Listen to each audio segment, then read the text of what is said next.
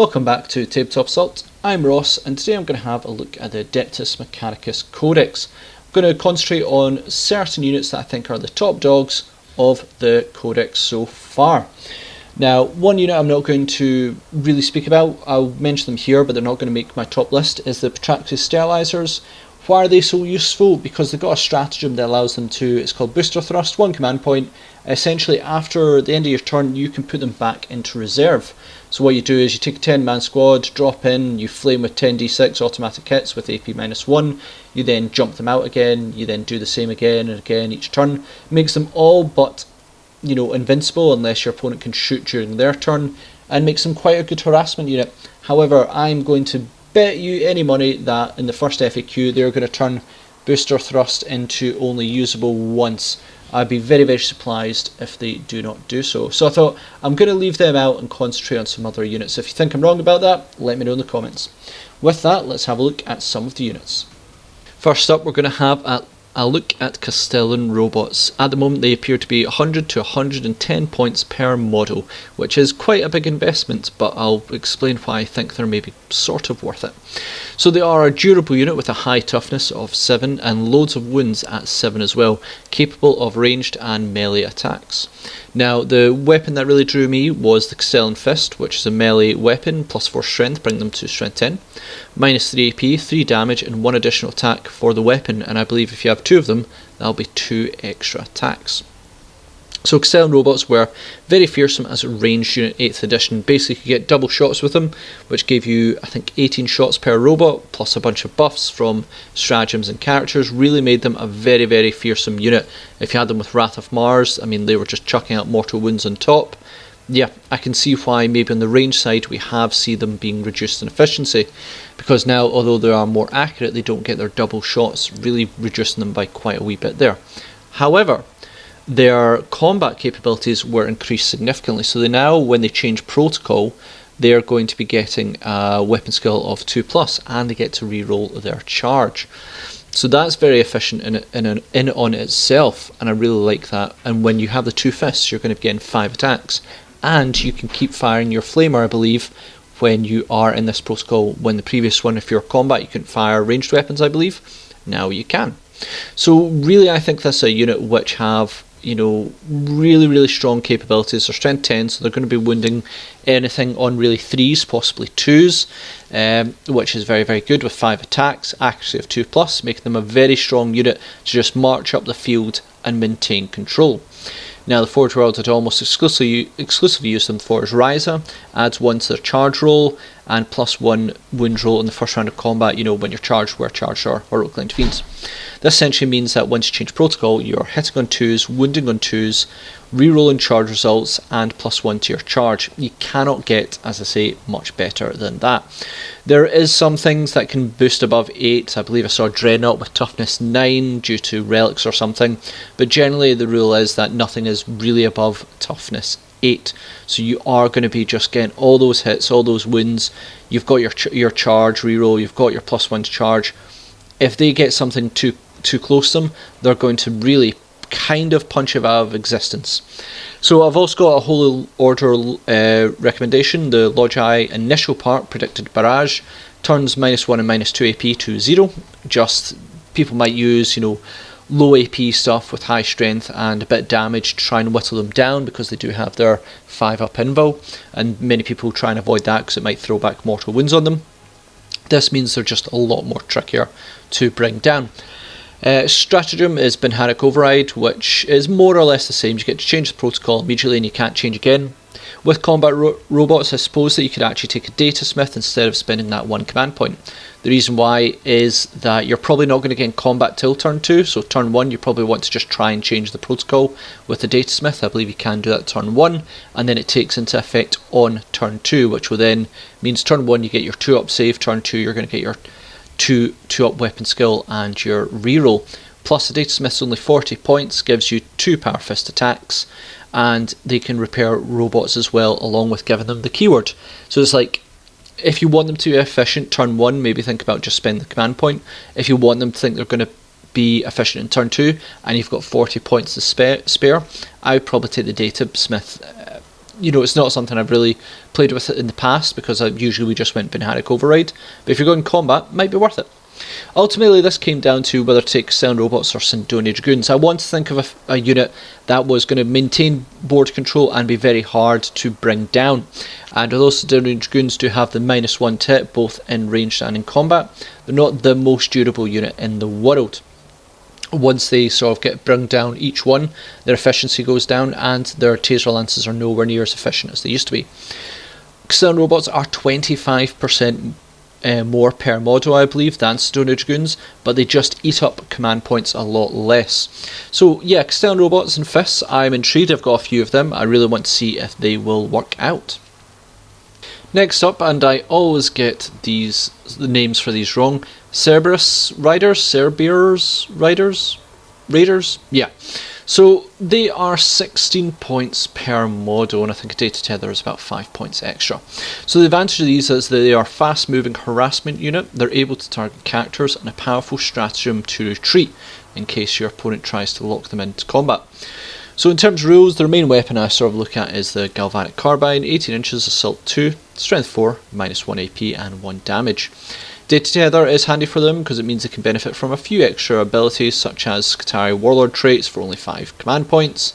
Very, very handy just to have, give you a bit of options. Skirmish Line, start of the battle round 1, make a normal move, which is 12 inches, must remain 9 inches away from any model, so you're just getting up that field and onto those points early on, which is fantastic. Eye of Cerberus, target characters protected by a Lookout Sir, means it can be targeted, and unmodified wound rolls of 6 or a mortal wound in addition to normal damage.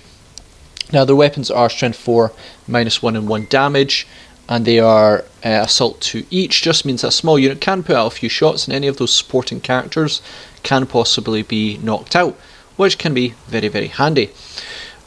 Okay weapon overall, but it's mainly their high speed that is their selling point and their escape option for stratagems. So the Forge World I'd maybe recommend them to go with is Mars, simply because Mars is very good for Skitarii units. They gain canticles and reroll 1 to hit. I think it's either reroll 1 to hit. So you can combine this with Bulwark and Shroud Sam, and I think it gives them essentially a 2-up armor save, which is fantastic for these. So if you don't get really first turn, your opponent knows to bring them down, just activate both Bulwark and Shroud Sam, you're going to get a 2-up save in sort of the first round. May be quite defensive, may work on later in the game, you might want to use it to keep things around, but still really good armor saves on that one. And then Forge World Ryza, +1 charge and +1 to wound in the melee first round. They are Strength 4 with their weapon. Their melee weapon, Cavalry Saber, makes them Strength 4, -1 and 1 damage. Maybe the case you wanted to charge in and do some damage. Yeah, can be handy when needed. Their stratagem is very good though, Tactica Obliqua. 2 command points. When this unit is selected as a target of a charge, they can make a move Quick Escape. Your opponent can then, I believe, choose to charge another unit instead, but simply put, if these guys are looking to, you know, really harass your opponent, there's still a good amount of them, and you get a charge threatening, just run away, and you can get onto points or cause more harassment. This has generally been very good stratagem. A lot of people thought this was probably going to be let go, as in they were just going to think, no, this is too good, but they've decided to keep it, and I think it makes the Raiders very, very good. As you know, it's fairly cheap, huge mobility and harassment. I think these are a very healthy investment. 16 points is not much, but just for that speed and board control gives you loads of options, so I think they're going to be highly rated for Adeptus Mechanicus armies. Coming to the newest unit for the Adeptus Mechanicus is the Skitarii Marshall, with a base cost of about 55 points. So this is mainly a buff character, going to go and try and buff mainly Skitarii core units. Now the good thing is that there's actually some very key units that fit this criteria, and for the points cost it makes it very effective. So the main rules to look at is the Control Edict allows a Forge World Skitarii unit within 9 inches or one with a data tether to ignore the deappreciation effect of Doctrina Imperatives. Not the biggest thing in the world, because the Imperatives, the deprecation parts, is going to affect some units in some ways. Some of them are not going to really care that much. But yeah, it does mean they're immune to it in terms of if they've got either within range or with the data teller. So it's nice to have. But the other part that's really good is the Servo Skull uplink, which is 6-inch aura, giving Skitarii core units reroll wound rolls of 1. So it's giving you a lieutenant effect. I think people are getting a little bit sick of just having this lieutenant effect, but then when people actually get it, they're really excited about it. The other part that makes them quite good is the Relic Exemplar's Eternity, which turns the aura into reroll hit and wound rolls of 1. Very, very efficient for its points cost. Warlord trait I'm sort of drawn towards is the Firepoint Telemetry Cache, which is a 9-inch choose a Skitarii core or data tether 1 on the field. Gives unit light cover, or if it's infantry entirely within terrain, it's a +1 additional armour save. So just giving a lot more protection. For instance, if you were to have these on either Raiders or Vanguard pushing up the field, it does give them a lot more protection. Very, very handy Warlord trait, just to give you a lot of options in that one. Generally, this unit is all potentially buffs to very, very powerful units. I'll go into those units in a second, the ones that have sort of drawn my eye. But if they're Skitarii and core, they're probably going to benefit from a Marshall. I'm going to probably say we're going to see a few of these. I did check to see if they've sold out. They have indeed sold out, so a lot of people are obviously banking on this being quite good. But it makes a very efficient backfield buffer, which is fantastic. And if you are deciding to push forward, then yeah, it can also go alongside them to give some good rerolls and effects as well. But yeah, I can imagine Skitarii Marshall with some of the units coming up and people are looking at, yeah, going to be very efficient for its points cost. On to some troop choices next, and we're looking at Skitarii Rangers. Now, I do mention this a bit later on, but I did fight between these guys and Vanguard. Which one is better? Honestly, they both are pretty good for the points cost. Their stratagems are not bad, and it depends whether you want to be sitting back or pushing forward. So they are cost of 8 points per model, a cost effective unit that if you take them as low as a 5-man squad, 40 points, or a 20-man squad is 160 points. And with their damage potential, yeah, you might consider actually taking them in 20-man squads now. So the rules, their main thing is Galvanic Rifle, which is 30-inch weapon, heavy 2, strength 4, -1 AP and 1 damage. This weapon hugely improved from before, so it's now heavy 2 instead of rapid fire 1. Which is great. It just means you can stay far away and still put out max amount of shots, versus you'd have to get up close to get your max amount of rapid fire, no longer needed, which is good. And they took away that if you got a 6, I think you got AP -1, well, they've now just made it a straight AP -1. Almost very reflective of Primaris units. You know, they've got 30-inch guns, I think they're rapid fire 1, strength 4, -1 AP and 1 damage. But this is on Rangers, which is quite interesting. And along with that, they are Skitarii with the core keyword, which has plenty of potential. I said, between Rangers and Vanguard, the main thing with this one is, if you want to go Vanguard, they are still good as well. I believe they're 8 points as well. They move upfield. Their special weapon, the Radium Carbine, now no longer does that. If you score 6, it costs 2 damage, which is terrible. It just auto wounds, and their stratagem's great. But I lean towards Rangers because if I want to push up the field, I kind of want to have tougher units that are maybe more edge to combat than anything else. So I might take a small unit of Vanguard and then maybe a larger Rangers one, which I'm concentrating on. So their main forge worlds I'm looking at is of course Mars, which is you gain Canticles and reroll 1 hit, combined with Bulwark and Shroud Slam to get you 2 up armor save, which on these guys is very, very good. Forge World is going to be another one, Agrippina, ranged attacks when half range or an additional -1 AP, combined with Stratagem, can be an impressive amount of firepower. So the Stratagem we're looking at is Galvanic Volley Fire, which is 2 command points, is 1 higher than the Vanguard sort of troop variant Stratagem. But what this does is, yeah, possibly a little bit expensive, but if you have a full unit of Rangers, you're going to be putting out 80 shots. It makes their heavy 2 into, I believe, rapid fire 2. So if you've got something that is within that 15 inches, you can just rapid fire into them, and it is going to cause a heck of amount of damage. Really, really good. You know, you get that 80 shots. If you're Agrippina, you're going to be -2 AP. If that doesn't cause damage, I do not know what will. Full unit of them at 160 points is good because it just gives you plenty of bodies. Have a Skitarii Marshall nearby and you're getting those reroll wound rolls of 1, and then if you give them the Exemplar, you're going to be rerolling hit rolls of 1 as well. Really, I just think a very, very solid backfield unit. If you're going to take bodies, these are good. 160 points, well spent. Last but by no means least is the Ironstrider Ballistarii, coming in at 65 to 75 points each.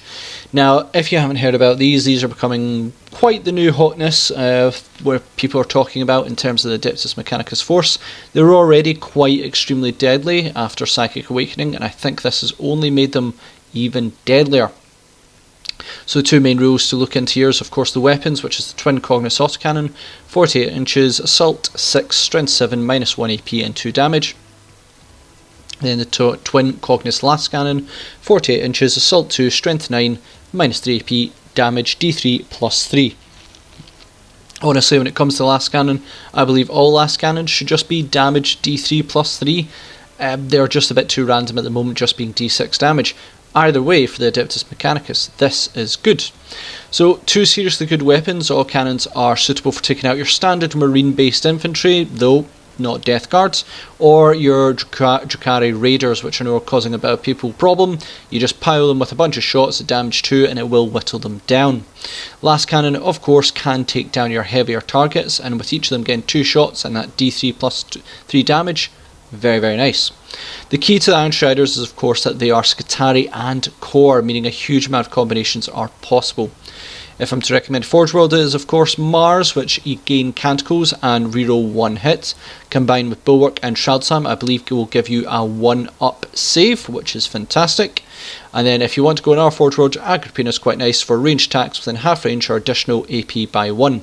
Very nice for the autocannons, maybe a bit too high a kill for the Lascannons, because then you're becoming, overkill at AP minus 4. I usually say anything that's needing AP minus 4 probably has an invul save, or it's a Land Raider. But on the autocannons, it's very nice to make them AP minus 2. So something to consider there. Holy Orders that might work well with them is Logi initial part, Predicted Barrage, turns AP minus 1 and minus 2 to 0, which will give you a lot more survivability. And then you also have Holy Order Artisans, the advanced part, which is add 1 to strength of range characteristics. Very good on the autocannons, pretty much useless on the Lascannons. Stratagem, which is very good that I saw, which is Info Slave Skull, 2 command points, enemies set up within 12 inches as reinforcements, you get to shoot them, no minus 1 to etc. Basically delete them as they set up. People might, try and drop in a deadly unit to deep strike near them to try and charge. Nope, just wipe them off the board with Info Slave Skull. That is a very, very good stratagem. That'll do quite well. Generally, Ironstrider Ballistarii, everyone seems very excited by them. The Marshall works well for them because you're going to be giving them reroll hit and wound rolls of 1, because of course, if you've got the relic, because of course you are Skitarii and core. You can make them hit on 2s if you take the Doctrina Imperative, that will help them. And generally just an extremely cost effective strong unit. I believe if they're not out of stock already, they probably will be. Bit expensive to invest in, but a very good unit indeed. I think most people are agreeing that Ironstrider Ballistarii may be the best unit in the Adeptus Mechanicus force at the moment. And that is it for my sort of top picks from the Adeptus Mechanicus Codex, as I've seen just at the release yet. I haven't had time to play yet, and keep in mind I'm not really addressing the Pradraxi sterilizers because I think that's going to get FAQ'd, so they're not as useful as they are, but still certainly worth thinking about. So yeah, thanks for watching. Please comment, share, like and subscribe. Let me know if you agree with me, anything I missed, anything you think people might be wanting to be more aware of. Let me know. Always exciting to speak to people in the comments, and I'll see you on our Tabletop Assault Battle Report.